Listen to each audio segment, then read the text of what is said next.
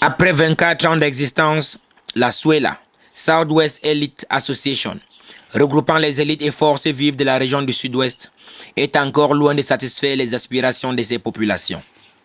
Les principales causes qui y sont pointées sont notamment le manque de solidarité et d'esprit d'initiative, s'illustrant par ces chaises vides au cours des assemblées générales, comme déploré le week-end dernier à Limbe au cours de cette 15e session. Voilà un jour comme aujourd'hui, c'est une réunion de tous les gens du Sud-Ouest. Mais là-bas, il n'y a pas de DG, il n'y a pas de ministre, il n'y a pas de secrétaire général, il n'y a pas de gens qui sont en haut, qui sont membres de cette région. Vous voyez, voilà les gens qui cassent la région. Placé sous le thème Enforcing SUELA Strategy for the Development of Southwest Region. Les assises ont néanmoins permis aux acteurs présents de jeter un coup d'œil dans le rétroviseur, fustigeant la quête des intérêts personnels au détriment des intérêts collectifs.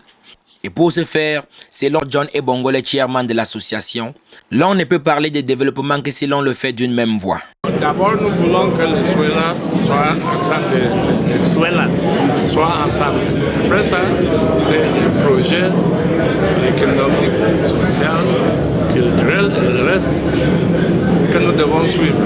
Par exemple, partout, vous avez entendu que nous demandons, les gens du SUELA demandent un pôle d'eau profonde.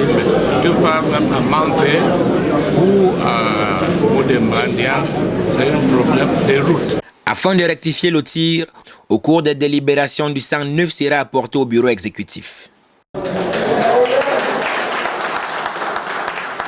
Étant donné que nul ne peut également parler de développement sans parler de paix, une motion de soutien sera envoyée au chef de l'État dans la lutte sans merci contre l'ennemi terroriste Boko Haram. À cet effet, quelques centaines de mètres seront parcourus au lieu dit Down Beach, dont le calme et la tranquillité symbolisent bien la paix.